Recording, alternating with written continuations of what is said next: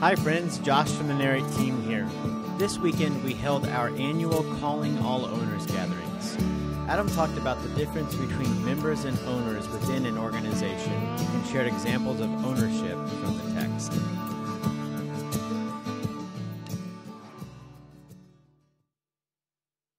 So we call this weekend Calling All Owners. You just wish we would loop that video for the next 35 minutes, don't you? We call it Calling All Owners because at the start of our third year, we began to recognize, wait a minute, this word membership, it doesn't really fit our culture.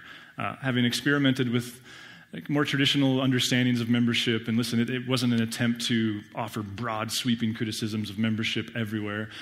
But what we recognized late in the second year, early in our third year of being a church together was, wait a minute, this word membership, it doesn't fit us. It doesn't capture what it is we're about. Because membership in many contexts, it's about privilege. Membership, if we're not careful, it conjures up images of passivity that especially in a church context, that oftentimes to be a member, all you really have to do is check a box indicating that you believe certain things. And listen, while we recognize that what we believe is of vital importance, we also recognize that the type of community we were trying to be and our understanding of God didn't lend itself to membership type of mentality. And it was then that we started to go, wait a minute. Maybe ownership captures this better. Like maybe we don't have members, maybe we have owners. Now owners, that's a kind of a word that we can split in half, right? Because there's the literal owner. There's a literal executive director or principal. Like there's the literal, like they are the owner. But then there's owner in the figurative sense. And that's what we mean. Like it's owner in the sense of, it's not about privilege. It's about shared responsibility. It's owner in the sense of, if you've ever worked for a company or been a part of an organization, you know that the great ones, and there's all kinds of literature about this, the great ones, they don't have one owner. They've got a staff full of owners, a staff full of people who sleep on a cot, who put their work gloves on, who do whatever it takes to get the job done, who have this collective sense of vision and purpose and energy, and who therefore aren't necessarily just there for the paycheck in the more literal work environment, aren't just there to sit in the seat, but they're bought in. I have a friend who said to me early on, it's actually Stan Simmons, who's poured in a bit around here. He said, Adam, no one's going to care about the organization more than its owner. And I guess my point would be, what we said starting the third year is, what if we were a church where we didn't have a owner, but we had a whole host of them who collectively cared deeply about this God that we serve and the people that we serve in his name. Now, my first personal kind of experience of beginning to realize this and understand the difference between what it meant to be an employee at Albertsons and what it meant to be an owner at Albertsons, kind of a deal. It was when I was in college. Teresa and I were married. I think we finished up a spring semester, and we caught word that there was a nearby resort that was offering half-price rooms. Now, we didn't grow up in resorts, and we were college students, and so it was like, wow, this would be great. I think it was after spring semester, so it was like after ski season, before camping and backpacking season, and so we booked a room a couple nights at this resort, and we got there, and having not spent any time at any place like this, we walked into the lobby, and were immediately struck by the grandness of it all. I mean, it had this incredibly lofty, lobby. It overlooked the mountains. It had this massive fireplace. And I mean, it was nothing like Motel 6, if you know what I mean. The staff was pretty dressed up and gussied up, and there was this massive chandelier. And even when you walked down your room, down the hallway, it wasn't just like neon lights above your head, but there were sconces along the walls. We walked into our room, and because it was half price and we were splurging as poor college students, we got the suite, and there was a separate living area and its own couch. I think there was even a jacuzzi hot tub, and we were immediately struck by the whole deal. There was an accompanying restaurant that was said to be a 5-star restaurant. And so with these broke college students, we were excited to be there. We packed up our books and we're just going to hang out for the weekend. But by about the second day, things started to look a little different to me. Now, maybe it's because I'm a consummate deconstructionist critic, but I started to notice some things. Like as we were walking down the hall, the first thing I remember noticing is we were walking down the hall to our room, and I noticed, there are sconces on the wall. Is that how you say that, by the way? Am I saying that right? Sconce? Is that French? I don't have sconces in my house. I just have lights. So we're walking down the hall, and you could see that like every third one was at like a 45-degree angle on the wall. It wasn't even straight, and then you could look, and you could see there was more than one that the light bulb was burned out. And then, of course, the wheels start falling off quickly, and you started to recognize, like, yeah, we have a couch, but it's kind of skanky, like it's 20 years old. And yeah, there's a jacuzzi bathtub, but you could see the mineral stains everywhere. And you'd walk into the lobby, and it was then that you started to notice not just the chandelier, but the dust on the chandelier. And you sat in this 5-star restaurant, and it had all the makings of a 5-star restaurant in terms of the price points, but the food was just okay, and the wait staff was pretty mediocre. And I remember at one point saying to Teresa, somebody somewhere used to care about this place. Like somebody somewhere invested heavily into this place. And I don't just mean resource, I mean time and vision. Like this was the brainchild of someone or someones. Like there was a whole team of people who had this collective vision, and it was magnificent. But that was 20 years ago. And today, the carpet's mauve, And the teal walls are still in place. And there was just this sense of like, where'd the owners go? Like, where is everybody? Like, somebody used to care about this place. Now it's just a bunch of employees. See, for us, calling on owners is about our collectively reminding ourselves, like, wait a minute, what type of people are we trying to be? And how do we understand this God? And what is our understanding? What is our ecclesiology? What is our belief system about local church and how it's said to exist in a given community? Listen, some of you are guests, and many of you have been tracking with us since Christmas Eve. And we recognize this can be a peculiar culture to try to figure out. Calling all owners is a great way to do that. Because first and foremost, to understand this place is to understand we've not set out to create a church that lasts forever. We've set out to create a movement where people care deeply about getting to know and making known and serving Jesus, but who also want to be very honest when the energy's gone and God has moved on, because we think that we honor God best when we have a collective group of owners. Owners like my friend Dave, and I asked his permission to tell this story. This last year somewhere, I think it was in the dead of winter. Maybe it was because there was no snow. Maybe that's why Dave jumped on. Just kidding. But Dave jumped on to our setup team. Now, just a little bit of context. The person, every Sunday, there's one person who walks in those back doors at 6 a.m., the staff gets here at 5:30, but there's one person that walks in those doors at 6 a.m. because we vacuum this whole deal. So they clear out the lobby, they clear out some stuff in here, they get rid of some clutter because we don't like clutter, and then they put a backpack on that's also a vacuum, and it used to make a good Ghostbusters joke, but now there's a Ghostbusters movie, so it's not funny anymore. But it's this massive backpack, and they vacuum the whole deal, and then they vacuum out in the lobby, and then they vacuum the stairs, and they vacuum up there and find all kinds of interesting things, and they vacuum the stairs down there, and that takes about 45 minutes. If there's snow on the ground, they put their coat back on, they go outside, they start shoveling and sprinkling ice and chipping ice and whatever it is they have to do. They grab those signs that are on the sidewalks out in front, and they hoist those up there. And then when they're done with that, they go join the Narrate Kids team and help finish setting up there. Well, it's all pretty fast work. And so one Sunday, I was just kind of making small talk ever so quickly with Dave, and I was like, hey, Dave, he's a middle-aged dude who's very much a professional, who's got lots of things to do, and it's humbling to stand next to a dude who's running a vacuum cleaner at 6 o'clock in the morning on one of his 2 days off. And I was like, hey, thanks for vacuuming. And he laughed, and he said, the last time I was here, because the time before that was when he actually trained, he said, that was the first time I've used a vacuum cleaner in years. I was like, what do you mean? And he said, well, I pay someone to vacuum my house.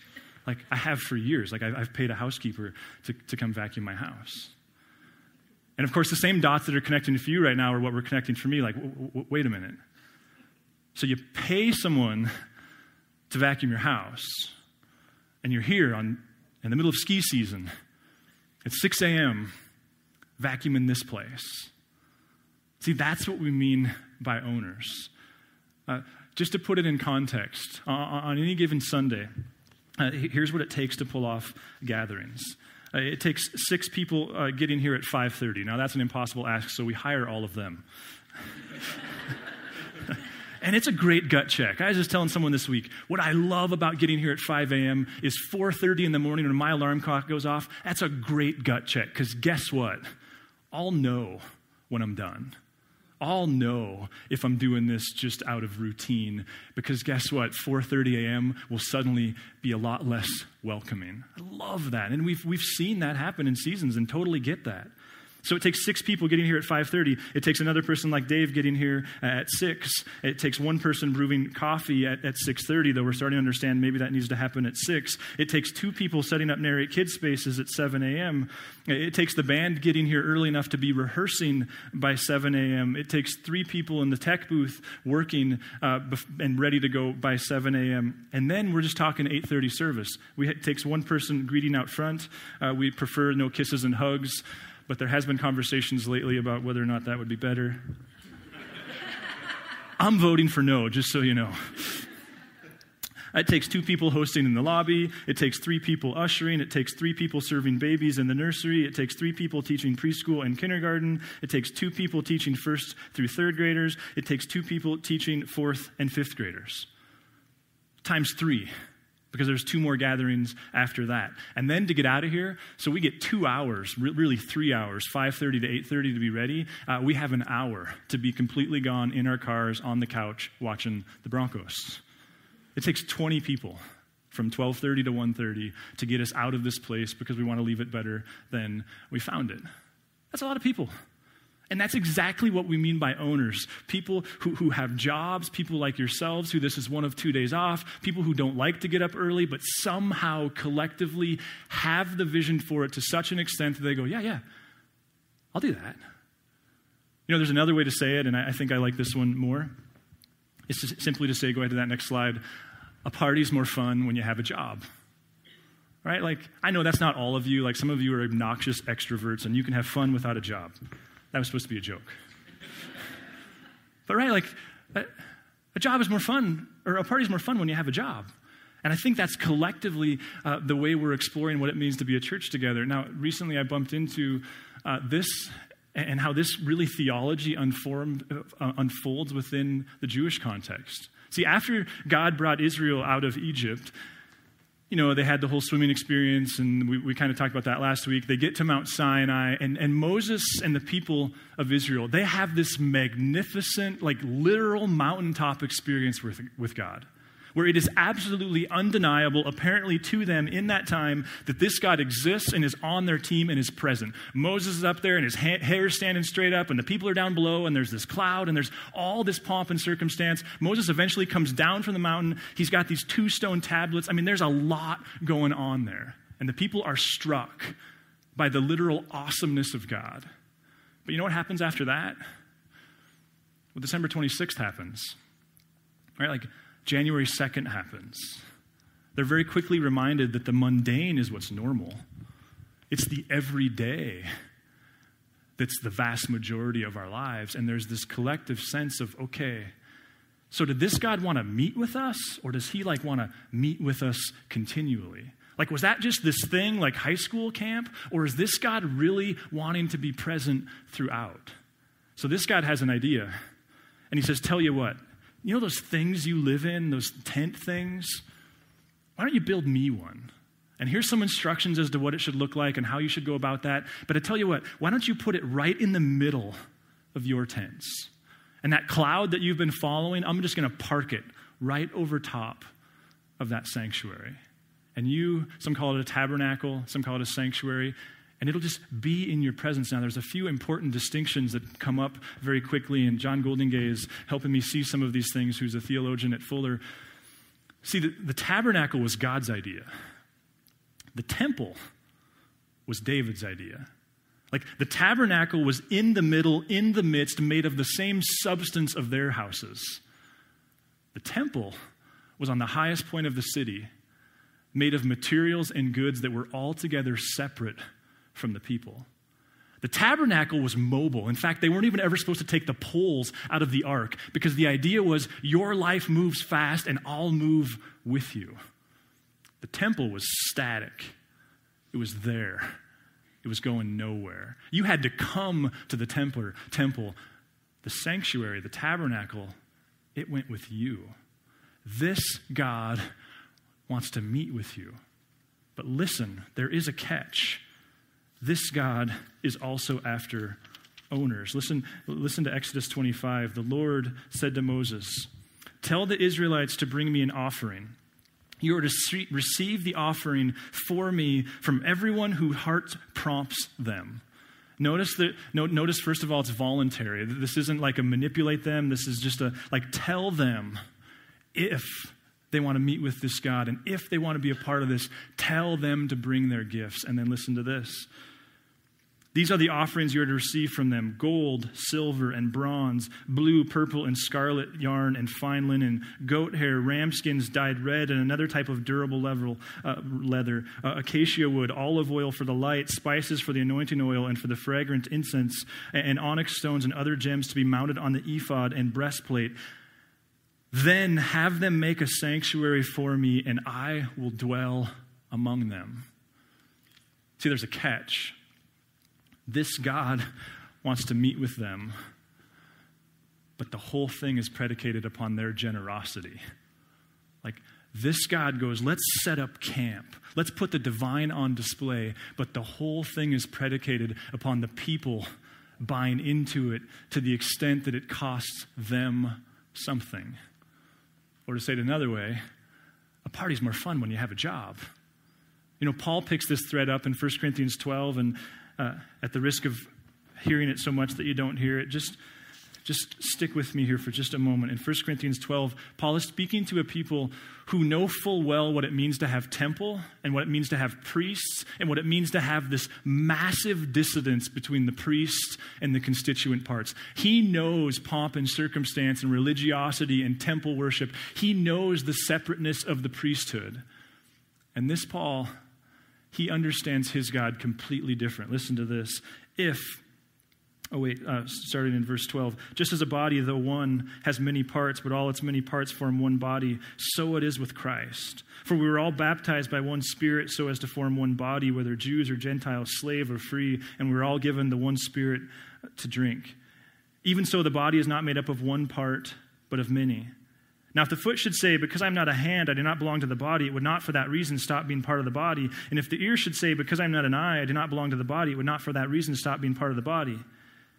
If the whole body were an eye, where would the sense of hearing be? If the whole body were an ear, where would the sense of smell be? But in fact, God has placed the parts in the body, every one of them, just as he wanted them to be. If they were all one part, where would the body be? As it is, there are many parts, but one body. The eye cannot say to the hand, I don't need you, and the head cannot say to the feet, I don't need you. On the contrary, those parts of the body that seem to be weaker are indispensable. And the parts that we think are honorable, we treat with special honor. And the parts that are unpresentable are treated with special modesty, while our presentable parts need no special treatment. But God has put the body together, giving greater honor to the parts that lacked it. So that there should be no division in the body, but that its parts should have equal concern for each other. If one part suffers, every part suffers with it. If one part is honored, every part rejoices with it. Now you are the body of Christ, and each one of you is part of it. There's lots of reasons why we hope to be a church that never owns a building. At the very top of that list is our desire to invest in public space, and we're very proud of the fact that we are a big factor in the financial viability of our local community called Grand Street Theater. But another piece is, to be perfectly honest with you, it's to avoid getting ourselves in a situation where there's a few people who really care and a bunch of people who are willing to sit in seats on Sunday. We love God's vision of church too much to do that. I was just this week talking with a friend who, for a long time, was part of a portable church, and he said, Adam, the weirdest thing is when we finally got a building, he said, we all collectively assumed that we'd have all this volunteer energy that we could use on more important stuff than setting up in the morning. He said, but you know what the reality is? We have a hard time getting ushers now. And I looked at him and I said, you just captured my greatest fear. That Narrate would be a place where the staff works really hard to make church happen for everybody else. We're not. And that's because we have owners. I coached with a guy this year. His name was Barry. He was a legend. He was one of those guys who could be very strict and very liked all at the same time. I don't have that DNA. He also was was well respected for being one of the better coaches in the league, and I knew that. And so when Chase got on his team and I offered to help him, I was excited to experience what made him different. And what I quickly experienced was Barry's not dumb. He knows who his top 4 or 5 players are. But Barry had a deep, abiding commitment to the bottom of the roster. Kids who didn't have dads playing catch with them at home, kids who probably had never played baseball before, kids who when they get to their freshman year are going to be the kids that the coaches say, sorry, for 4 years you don't get to play sports anymore, those types of kids. And he worked with them to the extent that when we did get to the semifinal game of the league, our top 4 or 5 didn't show up. I mean, they were there, but they popped out and they grounded out and they didn't have much of a game. And anybody watching could see the difference between our team and the other team was our 7, 8, 9, and 10 hitters were hitting the ball.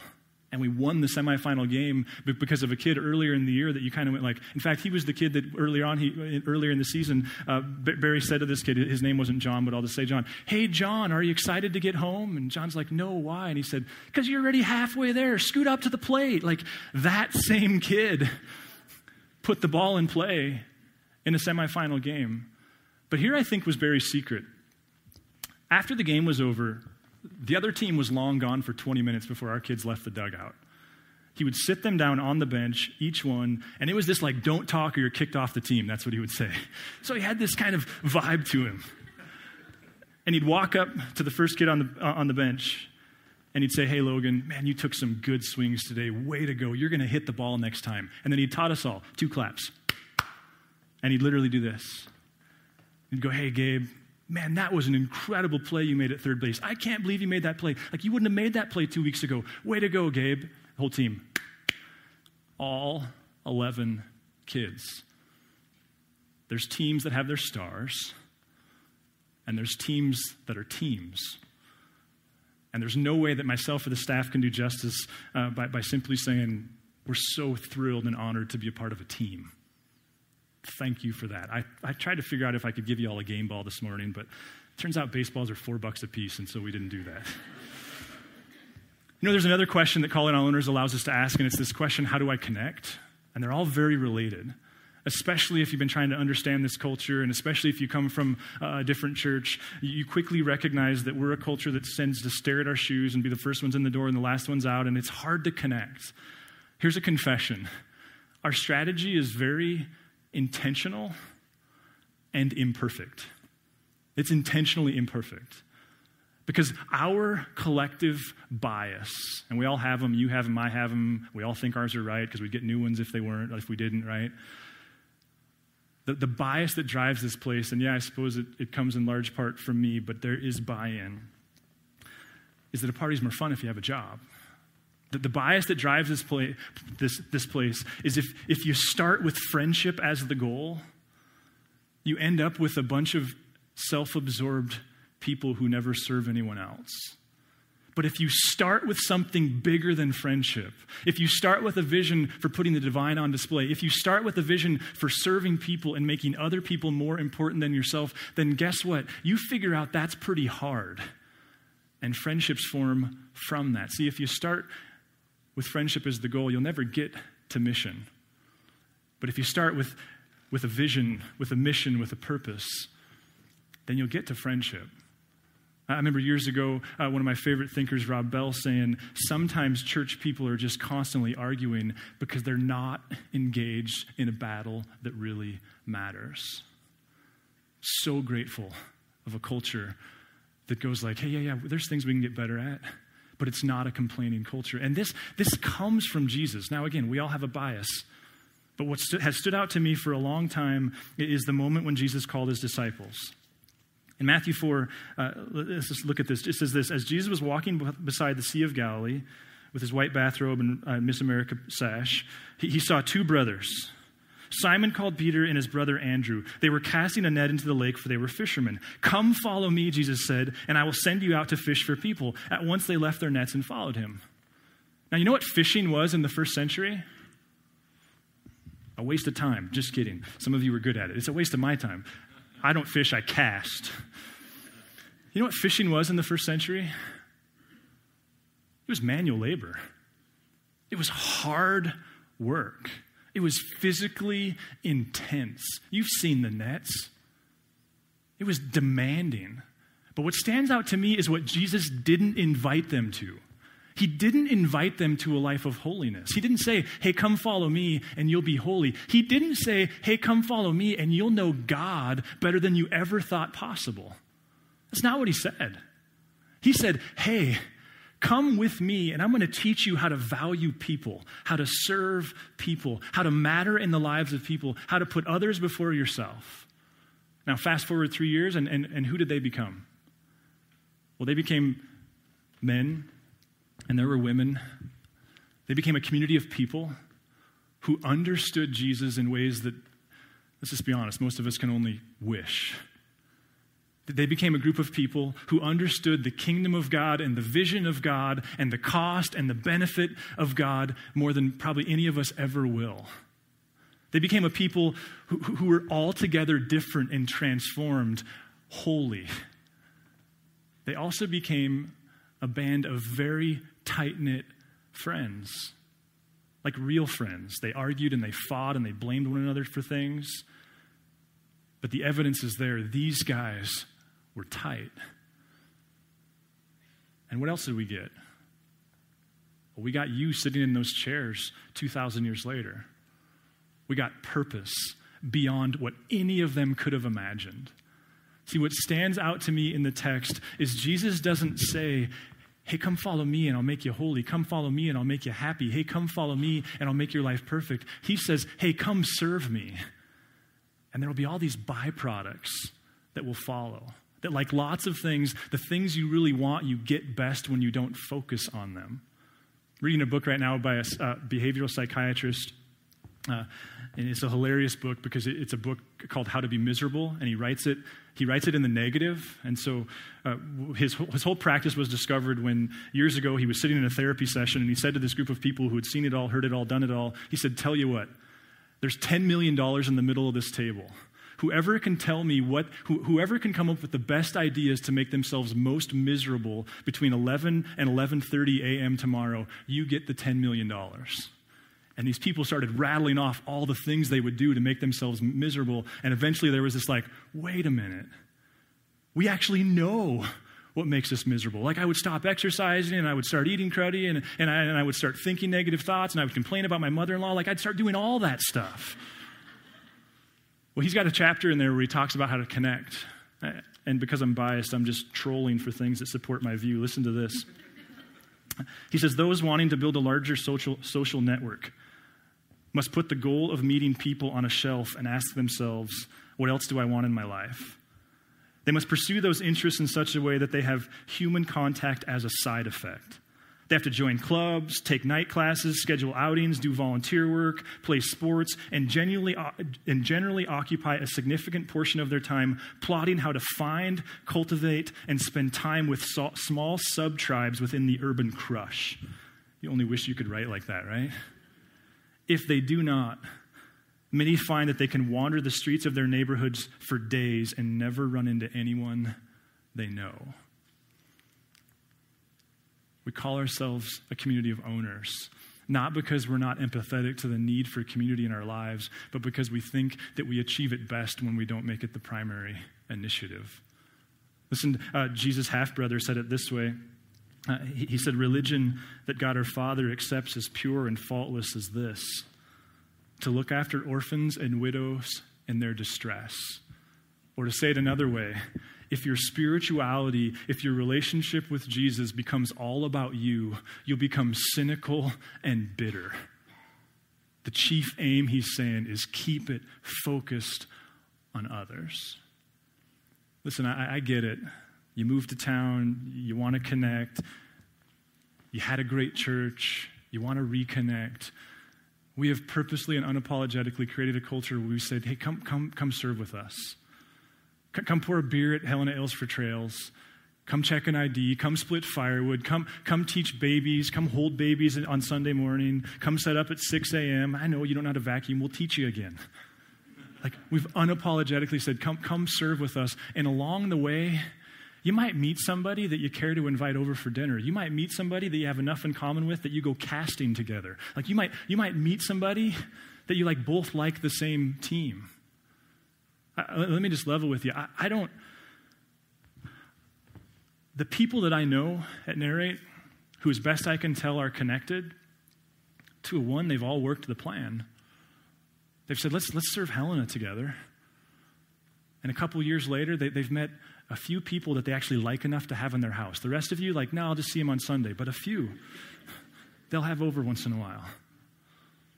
We would love to connect with you. We would love to help you form connections. We do think that it becomes toxic if we take more ownership of it than you are. Having people over for dinner is a lost art. Taking the initiative to ask someone to coffee, it's a lost art. But the church exists to serve people and to ensure people that they'll connect with others as they do that. And see, there's a third trick that I think is important on Calling All Owners. There's a third piece, a third bias, really, and that is that we have this bias that we want this on Sunday mornings to be a place where people can hide. Some of you are hiding now. Some of you have been hiding for a year. And we value that. We recognize that the context before you showed up at Narrate, is such that you don't even want people to know you're coming here on Sundays. You want to be the first one, the last one in the door, and the first one out. Not many of you 8:30ers. That tends to be our 10 and 11:30s, but you're here too. You love the balcony, perhaps. You love that you can slip in during the second song. You were hurt in your last context. You were worn out in your last context. You're still a skeptic, and you're not sure whether or not you believe this, and you're still kind of cynical, and you just want to kind of sit there and take it all in, and we embrace that with you. That's part of the catch. It's part of what makes the community thing hard. I experienced this. I started hanging out at a church at 17 years old and slipped in the back door, and I tried for 2 years to find the door without a greeter, and I couldn't find it. And I sat in the same back row in the same service for 2 years, and if some well-intentioned, Jesus-loving person had sidled up next to me and said, hey, you want to come to my Bible study? They'd have never seen me again. I'd have been gone. That anonymity serves people for a season. We want to create a context where people can hide. And that means that when you're done hiding, when you're ready to start connecting, when you've worked through the stuff, when you're not tired anymore, when you're convinced that we're all broken and you'll fit in just fine and no one's going to call you out for that incident or whatever it is you're doing, when you get there, what that means is we can't have both. We can't have a context where we're constantly inviting people to come over for a potluck and make it safe for you to hide. Which means that when you want to connect, there's a lot of responsibility on your plate. Because we've made a decision to go no, we're not going to be that creepy people who come up to you and ask you, give you a basket of bread when you show up for church for the first time. Sorry if that was indicting to anyone. But that means when you want to be known, you have to step forward. And the invitation is come serve with us. And we would love it if you did. Now that card in front of you, if you just grab it to humor me, that represents every opportunity, every need, every hole on our Sunday teams. Now, we're about way more than Sunday teams. We scatter often and frequently. But listen, for those of you who've been hanging out since Christmas going, hey, I think I want to get involved, but I'm not sure they need your help. No, they do. It's just that there's these owners they'll usher 4 times a month if that's what they have to do. They need your help. You're like, well, yeah, but they don't need any new musicians. I wouldn't fit in there. No, they need new musicians. We would love. Kate she's been fasting for 4 months for a new drummer. Just kidding. But see, part of the trick is to serve you well, we work so hard to make you think we don't need you, but you're needed. Some of you have been hiding, and it's time to unhide. Some of you have been resting, and you're ready to step forward. Listen, that card, this is kind of the once a year where we go, we love your help, we want your help, we need your help. And when you're done here this morning, there'll be an usher out there in the lobby and an usher at the top of the stairs. And if you're willing to take a risk and step forward, we would love to connect with you in that way. Let me finish with this story. We'll get to baptize someone on Vision Weekend. There's a lot of remarkable stories. This woman, I got to read her story recently. She talks about growing up as a child. She was always intrigued by God, but didn't have a family who went to church. Got into high school and the same became true, went off to college, and she said still there was always this keen interest in who God was, but she just, in her own mind, she just never acted upon it. She got back to Helena after college and actually ended up connecting at a local church and was a part of that church for some time, but she said she couldn't keep up with the language. She didn't understand what was being said, and so she was trying to pursue Jesus, and yet there was too much cultural dissonance. And it was then that a friend of hers invited her to a Christmas Eve celebration that we hosted, and in her words, she said, at that experience, suddenly all the stories about Jesus' birth and why they mattered, they all came together. And she started following Jesus. Now, we didn't know that. We didn't ask her to raise a hand or sign a card. But it's a story that connects to the guy whose alarm that goes off at 5 a.m. because he's going to come vacuum. Those of you who usher and greet and teach kids and play in the band and make coffee and give financially. It is an honor to be an owner with you. Let's pray. God, Lord, it's pretty humbling, frankly, to get to be a part of this wave of your Spirit in this community at this season. And Lord, the cry of our hearts is to be good stewards, that we would do our part in helping people know and discover and walk with you. Jesus, I pray for people who maybe are tired and they're wondering if they can still keep on, and pray for people who really want to connect, but church still kind of freaks them out and they're not sure that they'll be accepted. I'm praying for people who, like, they believe in this place and they don't have enough time. I pray that you'd give them wisdom, no shame, but wisdom and courage. Amen. If you would like to engage further with Narrate Church, you can find contact information online, www.narratechurch.org. We would love to hear from you.